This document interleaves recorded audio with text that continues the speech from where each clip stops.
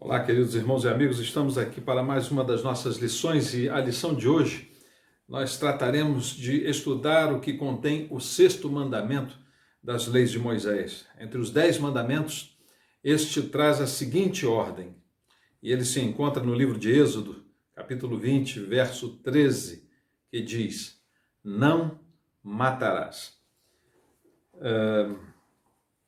A natureza humana, desde que houve a queda e que o homem perdeu boa parte daquilo que exatamente era imagem e semelhança de Deus, e por causa dessa queda passou a ser uma sombra, um rabisco, um rascunho, um vulto daquilo que seria a imagem e semelhança de Deus, no aspecto, sobretudo, moral, uma vez que entrou no ser humano o pecado e com ele a morte. E porque o homem se sujeitou à morte em virtude do pecado, e essa natureza humana foi corrompida. E nós vemos que, segundo a narrativa bíblica, há uma inclinação do homem para o mal. Quando Deus olhou para tudo o que acontecia um pouco antes de Noé iniciar a construção da arca, ele disse que o homem tinha essa inclinação, que todo o seu sentimento, todo o seu desejo se inclinava para fazer o mal. Dentre esse aspecto, o ordenamento jurídico que traz esses 10 mandamentos nos traz uma ordem para trazer à sociedade uma advertência, uma condução social, uma condução tanto para a sociedade, para com o indivíduo, no sentido de que ele não deve tirar a vida de alguém. Portanto, aqui nós vemos que o mandamento diz: não matarás. Essa natureza humana é que fez necessário Deus incluir nos mandamentos que deu a Moisés esta ordem: não matarás. Se não houvesse necessidade dessa ordem, se o homem não tirasse a vida de outro homem, não havia necessidade disso estar presente nessa lista de mandamentos orientativos para a conduta daquele povo escolhido. Mas essa velha criatura, essa coisa que eclode dentro de nós, que nos leva a ser um pouco de fera e que muitas das vezes nos levanta certos sentimentos como o ódio, faz com que muitas das vezes nós venhamos a tomar atitudes extremas ao ponto de tirar a vida de um outro ser humano.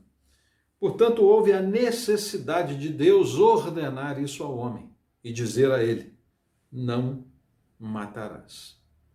Nós vemos que antes das leis mosaicas, os homens praticavam tudo aquilo que Deus dizia para não praticar.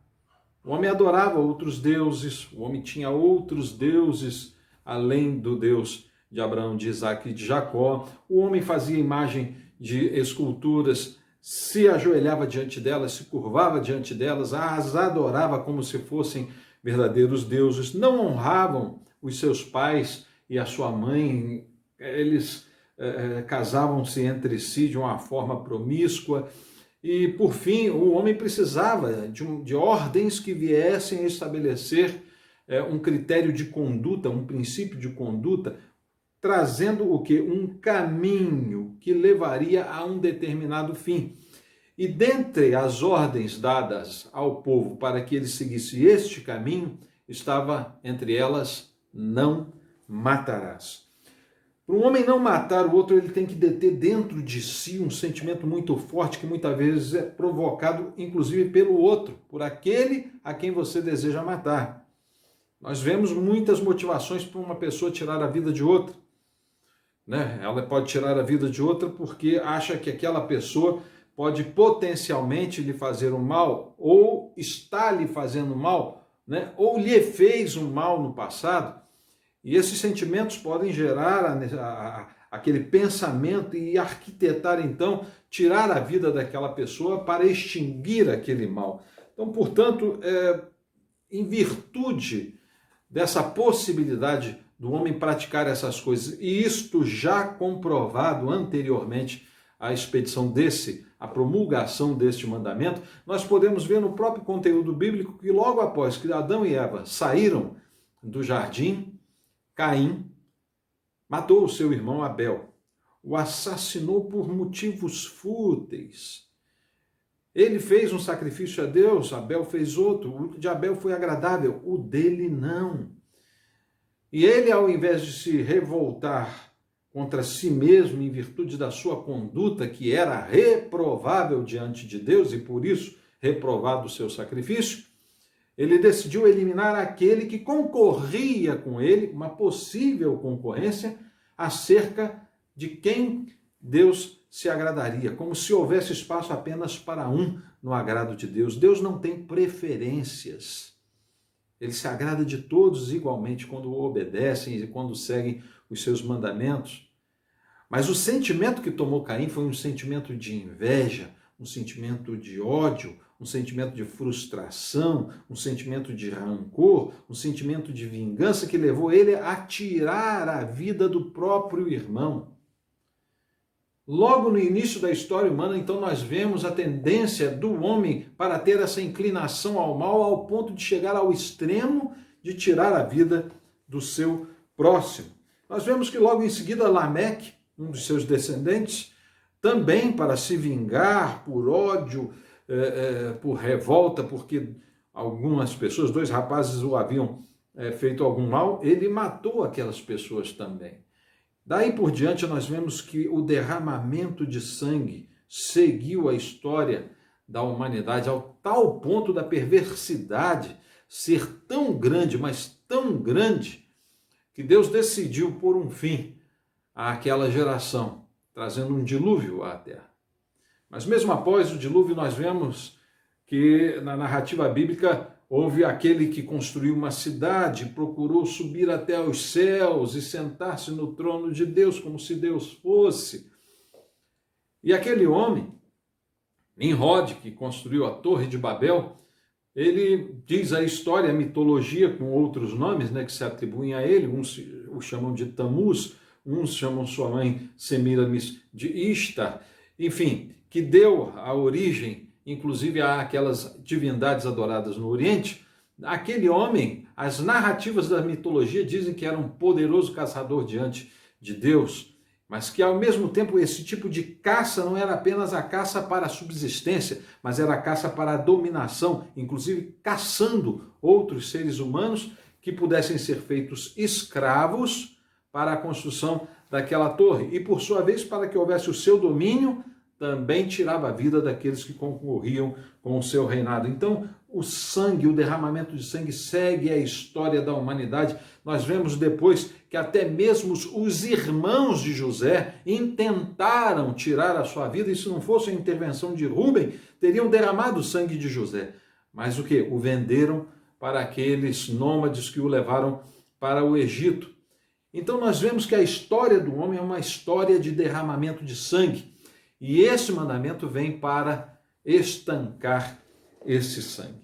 Então nós temos agora que perceber que esse mandamento não matarás, ele traz, além desta ordenança para se estancar o derramamento de sangue, ele traz muitas das vezes uma polêmica, porque nós podemos andar apenas 2 capítulos à frente do Êxodo e ver que Deus, depois de dizer que não era para matar, ele mesmo diz aos próprios irmãos para matar os idólatras. Aliás, capítulo 29, se não me engano, onde que é ordenado que sejam mortos os idólatras. Vamos ver aqui, deixa eu ver. Não, capítulo 32, versos 25 a 29. Encontramos o seguinte.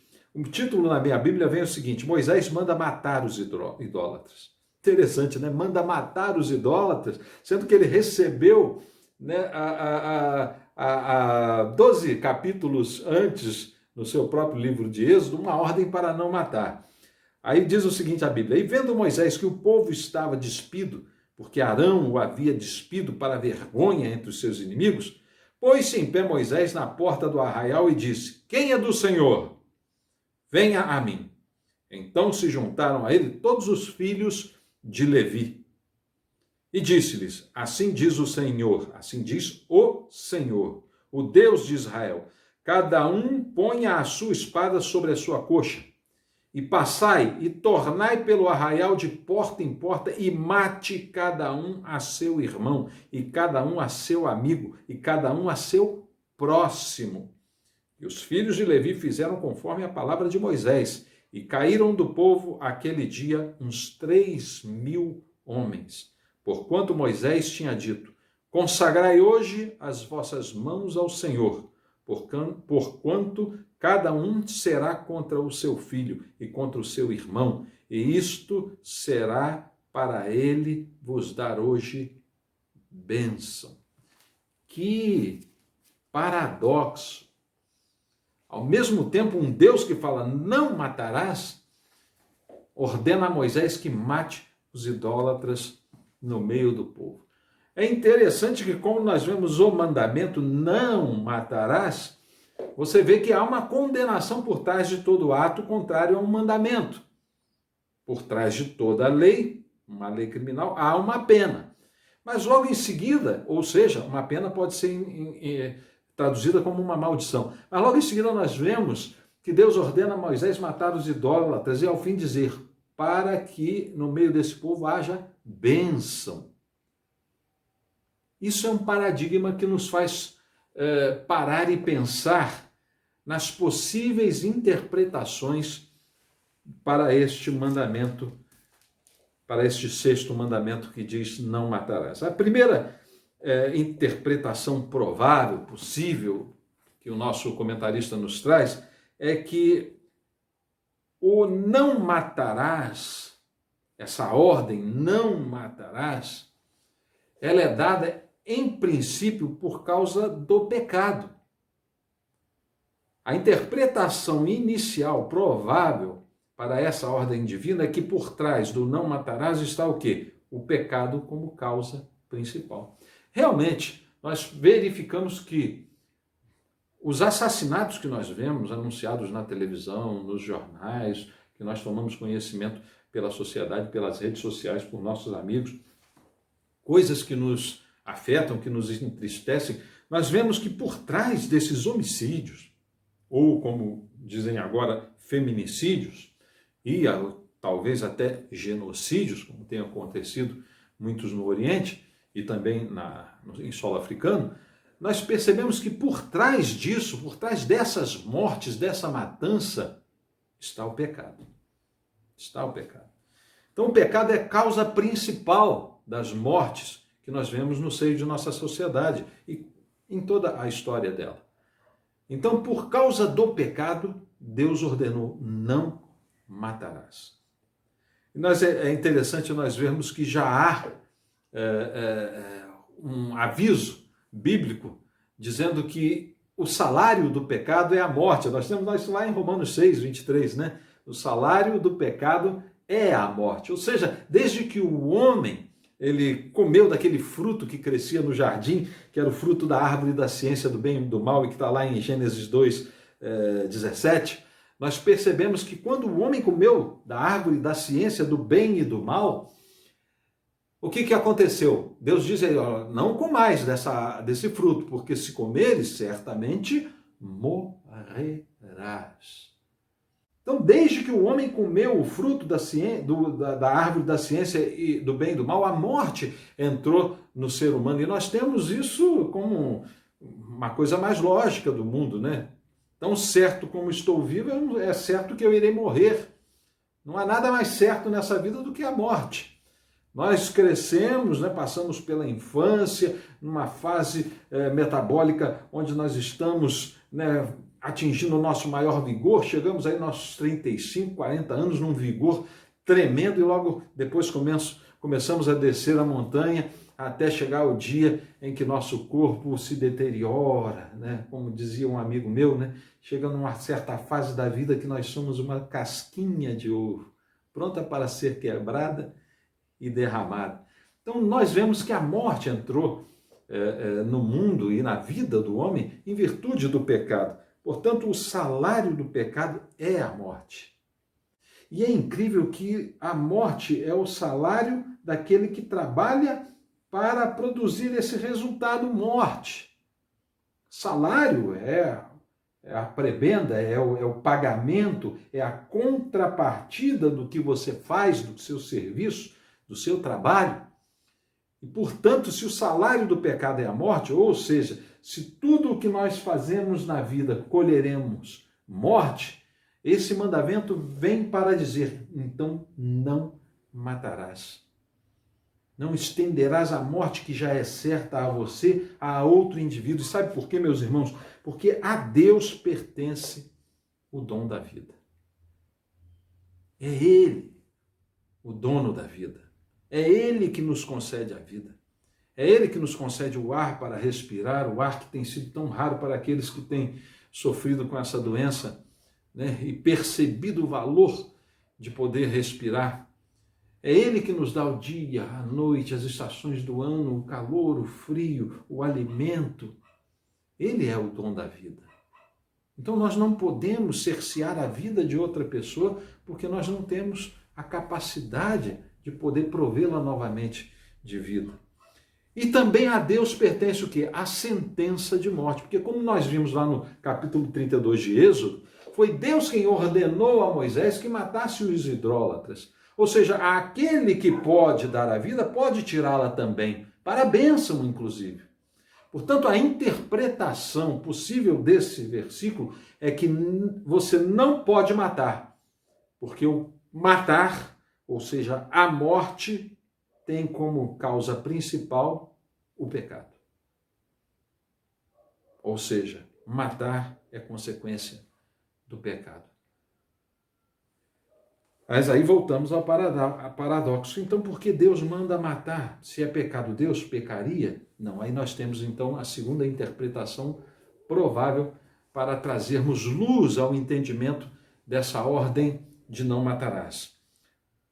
Nosso comentarista traz então a seguinte interpretação para justificarmos esse paradoxo. É necessário diferenciar matar de assassinar. Muito bem, agora vamos ver um pouquinho da minha experiência jurídica, ou seja, daquilo em que é meu campo de atuação, embora eu não seja criminalista. Mas o artigo 121 do Código Penal diz: matar alguém, pena de 6 a 20 anos de reclusão. Ou seja, nós temos ali uma ordenança sentencial de uma pena para o cometimento de um crime, capitulado no artigo 121 como matar alguém. Mas matar alguém, nós percebemos que existem as chamadas excludentes de antijuridicidade, de tipicidade e até de culpabilidade. Por exemplo, você não pode culpar uma criança, como aconteceu nos Estados Unidos, num estande de tiro, aprendendo a atirar, e atirou, né, por falta de consciência ou de entendimento, de capacidade civil, como damos o nome aqui no Brasil, né, ela não tinha a devida maturidade para operar uma arma e matou um instrutor de tiro. Então, quer dizer, essa é uma excludente de imputabilidade, né, ou de culpabilidade, porque era uma criança, não tinha um nível de maturidade para entender que um gesto dela poderia causar um acidente que viesse a produzir o resultado morte. Isso é uma chamada excludente de culpabilidade. Uma excludente de culpabilidade também é você pegar uma pessoa que tem uma demência mental e ela entra num carro, solta o freio de mão numa ladeira, atropela alguém, mata, né, e mais à frente consegue parar o carro. Né? Ela produziu o resultado morte, mas ela tem uma excludente de culpabilidade porque ela é uma pessoa que não tem a devida maturidade intelectual, racional, mental, capaz de atribuir a ela qualquer tipo de dolo ou culpa. Temos ainda as excludentes de tipicidade, mas, por exemplo, a excludente de antijuridicidade, que é uma excludente muito utilizada, que é a legítima defesa, própria ou de terceiros. Quando você, em sua legítima defesa, ou seja, defendendo a sua vida, Você tira a vida daquele que ameaça a sua. Ou quando você tira a vida de alguém que ameaça a vida de outro, né? Vamos dizer, uma pessoa que joga um paralelepípedo na cabeça de um assaltante que está apontando a arma para a cabeça do seu filho.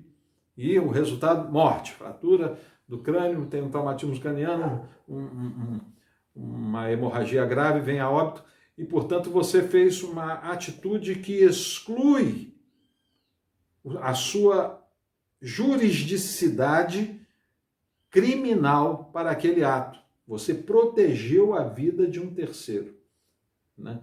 E outras situações nós poderíamos narrar, mas essa, em termos da legítima defesa, é a mais própria. Agora, é claro que temos que entender que existe também o nível de proporcionalidade, né?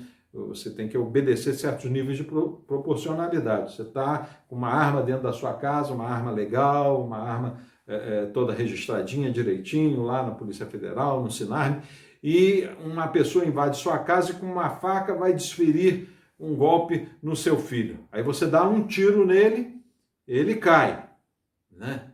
Aí você vai dar mais, descarrega os outros 5 do seu revólver lá na cabeça do sujeito. Isso é execução, isso não é legítima defesa, não há proporcionalidade nesse ato, né? Então, portanto, nós percebemos que existe uma diferença entre matar e assassinar. O assassinato vai ao nível da destruição daquela vida. Não é apenas o ato de tirar a vida de alguém, mas é o ato de destruir aquela vida. Quando a pessoa assassina alguém, além dela querer tirar a sua vida, se possível fosse, ela tiraria a sua alma, o seu espírito. Ela faria uma destruição completa da existência daquele ser. Há uma diferença, então, entre matar e assassinar. Aliás, podemos até matar alguém sem dolo, ou seja, sem a intenção, ou seja, matar alguém com culpa, né? Ou seja, atropelei alguém, né? E infelizmente veio o resultado a óbito, mas ela estava atravessando fora da faixa, se projetou diante do meu veículo, numa via de alta velocidade, e eu a atropelei, e o resultado óbito faz com que eu tenha, nessa minha situação de impossibilidade de evitar o acidente, né, ter a culpa da morte, porque eu fui o agente que dirigiu o carro, mas não ter o dolo, porque não havia intenção e, portanto, também aí enxergarmos uma excludente de antijuridicidade, de culpabilidade e de tipicidade. Mas o que eu quero dizer com isso? É que nesse mesmo entendimento, nessa mesma rota da nossa doutrina e da jurisprudência brasileira e dominantemente internacional, nós vemos que há uma necessidade de nós diferenciarmos o que é assassinar e o que é matar. Na verdade, se nós formos verificar, e o nosso comentarista fez esse estudo, quando nós pegamos a palavra desse verso, não matarás, na Bíblia, né, está lá, lo tirshash, ou então lo hatash.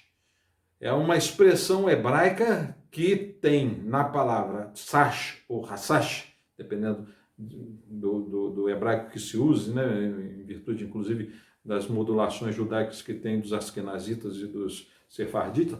Mas se nós pegarmos todas as duas versões judaicas e trazermos para o antigo grego e verificarmos que o radical dessa palavra é ratá, essa palavra ratá, ela significa destruição. Não é apenas cessação, é destruição. Então seria inclusive mais apropriado que nós disséssemos nesse mandamento, ele traduzido tentando dizer o seguinte: não assassinarás. Portanto, essa é uma interpretação lógica que justifica inclusive as ações de Deus. Aquele que tem o dom de dar a vida e aquele que tem o direito de tomá-la por sentenças as quais não podemos dizer que são injustas, porque ele é Deus. Então, portanto, nós verificamos na Bíblia, inclusive após a promulgação desse mandamento, muitos episódios de morte, onde havia uma ordenação para se tirar a vida de determinados povos em guerras, não deixar ninguém vivo, né? Isso tudo nós verificamos que era para produzir um resultado bênção. É possível tirar do resultado morte bênção? Para o doador da vida, sim. Para o doador da vida, sim. Não para mim, não para você. Então, muitas das vezes, quando a gente defende a pena de morte, a gente pode até justificar com fortes argumentos a existência dessa pena.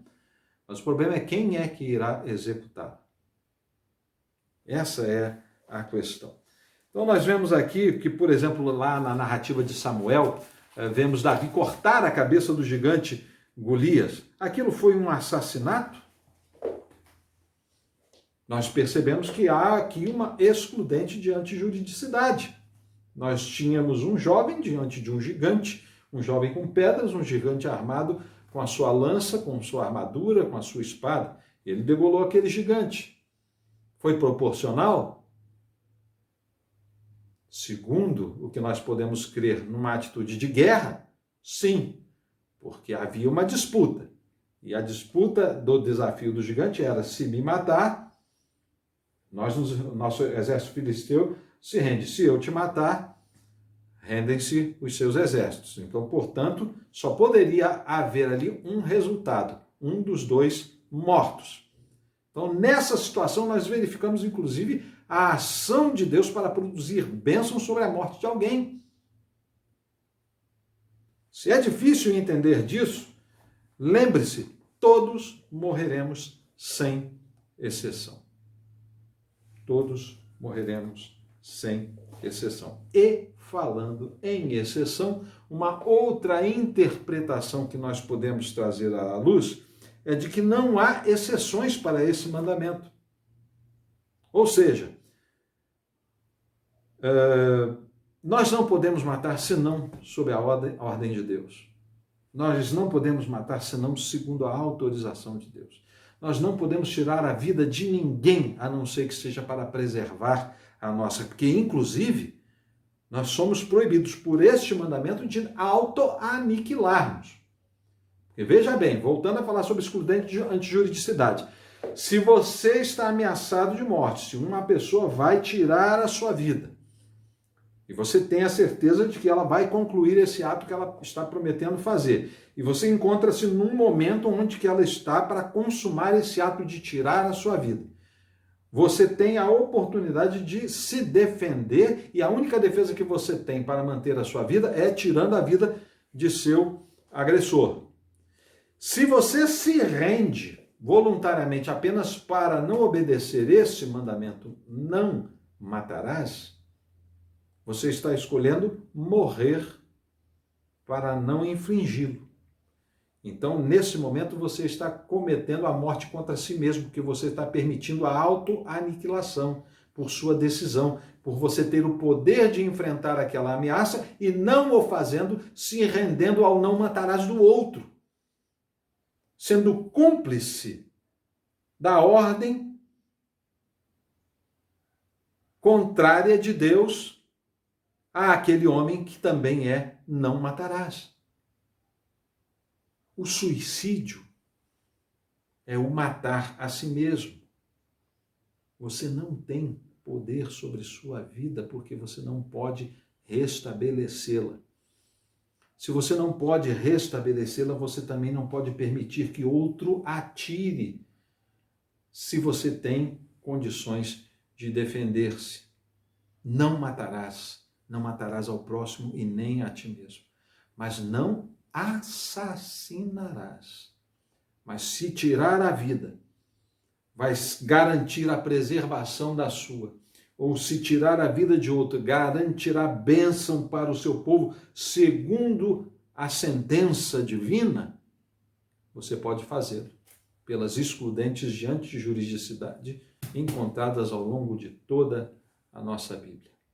O único que auto-aniquilou-se foi Jesus. E somente ele pode ter feito isso, e pôde ter feito isso, e poderá fazer isso, embora não haja mais necessidade, porque ele tem o dom da vida em si, ele pode gerar vida. Ele disse: eu vim para que tenham vida e vida em abundância. Por isso ele era o único autorizado, tanto por si mesmo quanto pelo Pai, a auto-aniquilar-se, a permitir que o matassem, a infringir esse mandamento, porque ele tem nas mãos o dom da vida, mas também tem a sentença de morte. Por isso ele disse, né? Quando chegar aquele momento, eu direi: não vos conheço, apartai de mim, malditos, para o fogo eterno. Ou seja, ele tem nas mãos, inclusive, a sentença de morte para aqueles que não o aceitaram como Senhor e Salvador de suas vidas. Portanto, veja bem, meu amigo, o não matarás, ele tem esse conteúdo de te impedir de tirar a vida alheia por causa do pecado. Porque quando o teu coração é motivado a tirar a vida alheia pelo pecado, você está infringindo esse mandamento. Mas quando você fizer isso, pela ordem de Deus, ou pela defesa da vida que está em você, ou de terceiros, você não está infringindo este mandamento, conforme toda a Bíblia nos explica. Inclusive, Pedro levantou a espada, né, e tentou atacar um dos homens que ia prender Jesus, ferindo inclusive ele na orelha, provavelmente queria furar sua garganta, mas acabou acertando a orelha. O que Jesus disse? Aquele que tomar a espada e ofender alguém, por ela será ofendido. Ou seja, veio aquele ditado, né? Quem com ferro fere, com ferro será ferido. Então nós verificamos que isso foi um impulso do ódio de Pedro no sentido de tirar a vida daquele que iria prender o seu mestre. Isso é proibido, porque foi o pecado que levou Pedro a fazer isso. Foi a raiva, o ódio de ver um inocente sendo carregado preso. E isso é pecado. Ele não estava ali na defesa da vida de Cristo, ele estava ali na defesa das suas intenções pecaminosas de vingar aquela injustiça. Portanto, ali Pedro poderia ter ferido o sexto mandamento que se encontra em Êxodo 20, 13. Por fim, meus queridos, a última interpretação que damos a esse mandamento, não matarás, ele quer justamente dizer que não há exceção nesse mandamento, salvo essas que nós vimos, da excludente de antijuridicidade, né? Mas que em virtude do pecado não há nenhuma exceção que possa permitir alguém tirar a vida de outro. Aí você pergunta, não há exceção, não. E o aborto? E a eutanásia? Nós estaríamos permitidos? Isso seria uma excludente de antijuridicidade? De culpabilidade não é porque você faz o aborto, ou a eutanásia porque quer, é com dolo, é com intenção de fazer. Né? Não é uma excludente de tipicidade porque está lá no artigo 121, existe um tipo penal, que é matar alguém. Pode ser uma excludente de antijuridicidade, ou seja, estou fazendo isso em defesa da vida de alguém? O aborto é permitido no Brasil desde que aquela gestação coloque em grave risco a vida da grávida. Então tem que se fazer o aborto para preservar a vida de alguém. Essa é uma excludente de antijuridicidade, já está no nosso Código Penal, essa excludente. Então todo esse movimento para a liberação do aborto, por esse motivo, fulana foi estuprada e ela não quer ter a criança, né? O nosso Código Penal já aprecia isso e já permite, embora essa criança fruto de um aborto, né, ela não tem culpa de ser fruto daquilo que foi. Mas o nosso permissivo legal até permite se fazer o aborto em virtude de estupro ou de grave ameaça à vida da gestante. Então, quer dizer, todo esse movimento que existe por aí para a legalização do aborto, na verdade, nada mais é, meus irmãos, nada mais é do que a possibilidade de diminuir as consequências do pecado da promiscuidade, que num ato de uma relação impensada houve uma gestação indesejada e então deseja-se matar aquele fruto dessa gestação indesejada para que ela não traga futuramente consequências prejudiciais aos prazeres, aos objetivos, aos ideais, às expectativas de uma mãe ou de um pai, né? Então mata-se o feto. E é interessante que nós precisamos falar isso aqui, é que as pessoas trazem as maiores justificativas. Ah, não, mas foi por causa do aborto, então, por causa de um estupro, então vamos abortar. Já existe previsão legal para isso, é permitido. Ah, vamos fazer, eu quero legalizar o aborto porque a pessoa pode morrer, a grávida pode morrer. Já existe permissivo legal para isso. O que querem fazer, como foi feito na Argentina, tive relações sexuais e estou grávida, eu não queria ficar grávida, então eu vou fazer o aborto. Estão pedindo para fazer o aborto com esse objetivo, porque os dois outros já existem. O único objetivo para se legalizar o aborto no Brasil é para se diminuir os efeitos da promiscuidade, mas tirando a vida de alguém inocente. Aí você fala, mas um embrião não é uma vida inocente. Então vamos ver o que a Bíblia diz. Eu não posso dizer sobre isso. Aliás, nem a ciência pode dizer como começa a vida. Quando começa a vida. Eu achei um grave absurdo do nosso Supremo Tribunal Federal, eles como juízes dizerem onde começa a vida. Baseado em experiências ou em relatos experimentais ou em posições científicas que podem ser mudadas com novas tecnologias daqui a 1 ano, 2 ou 10. É um absurdo. Se a própria ciência não pode dizer onde nasce a vida, como juízes poderão dizer? Mas isso aconteceu no nosso Supremo Tribunal Federal. Mas vamos ver sobre essa questão do onde e quando nasce a vida, já que falamos que Deus é o doador da vida, vamos ver o que Deus disse lá para o salmista, no Salmo 139, nos versos 13 a 16. Diz o seguinte: pois possuíste os meus rins, entreteceste-me no ventre de minha mãe. Eu te louvarei porque de um modo terrível e tão maravilhoso fui formado. Maravilhosas são as tuas obras e a minha alma o sabe muito bem. Os meus ossos não te foram encobertos, quando no oculto fui formado e entretecido como nas profundezas da terra. Os teus olhos viram o meu corpo ainda informe. E no teu livro todas estas coisas foram escritas, as quais iam sendo dia a dia formadas, quando nem ainda uma delas havia. Parece que a nossa vida já nasce quando nossos pais intentam nos fazer. E parece que com a aprovação de Deus, com a bênção de Deus, ela ali já inicia.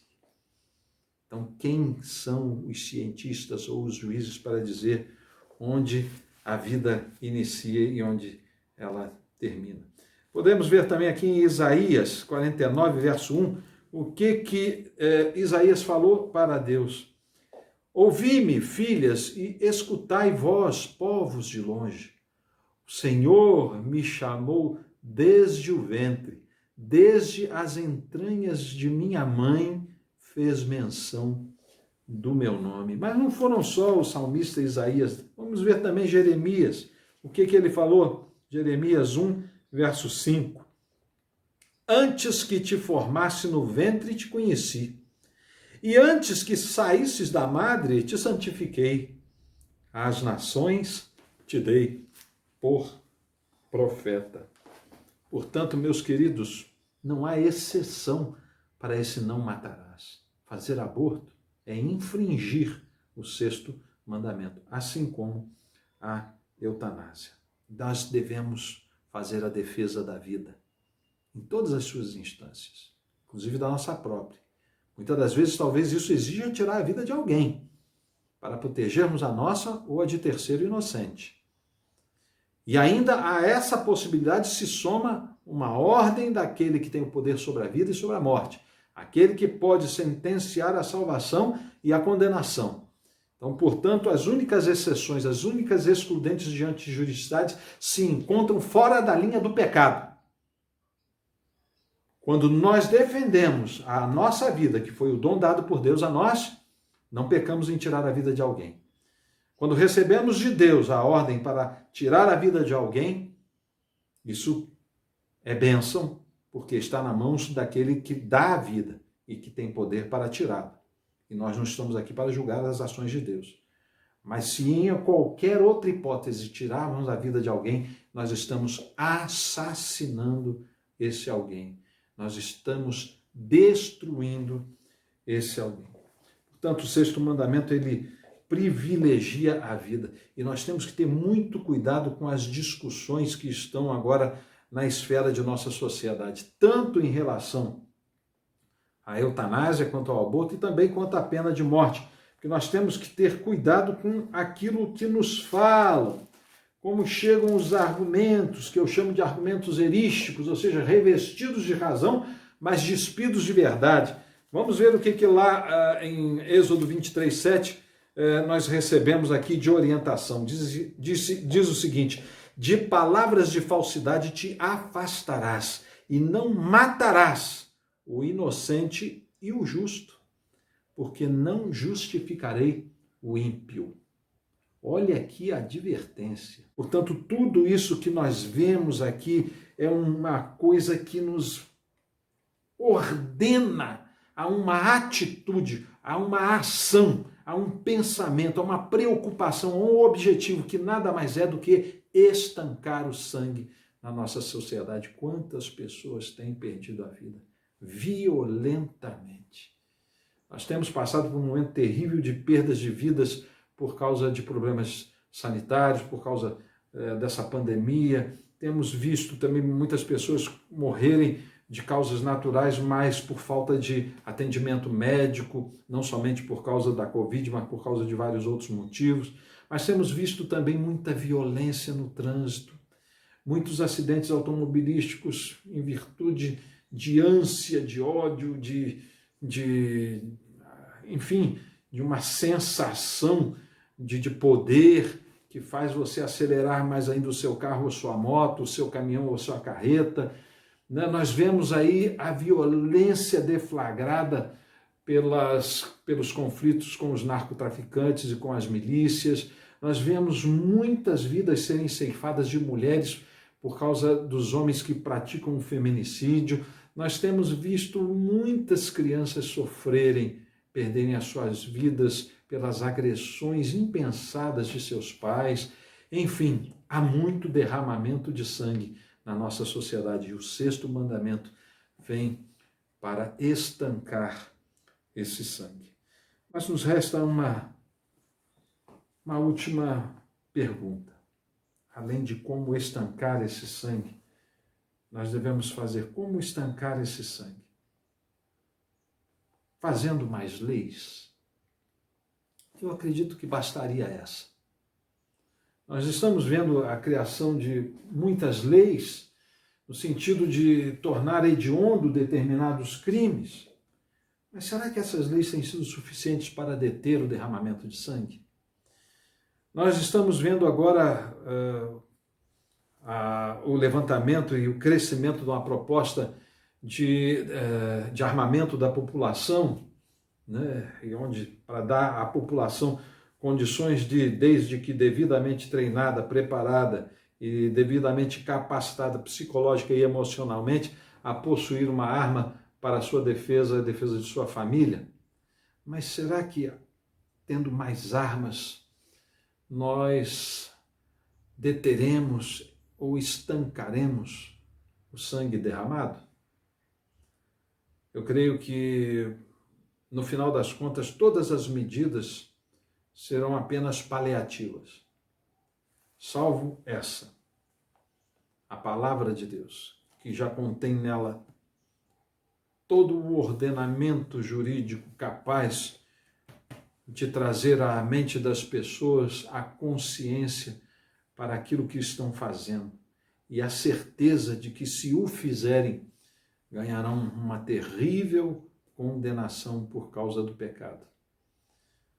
Por fim, acho que o que nós devemos fazer é anunciar mais o Evangelho da paz. porque tanto nele está a força e a eficácia das leis, como também está a força e a eficácia da mais penetrante de todas as armas. Que nós possamos olhar este mandamento com um outro olhar daqui para frente. E eu tenho certeza que você vai chegar à conclusão de que para estancar o sangue é necessário anunciar a paz. Que Deus nos abençoe e até a próxima aula.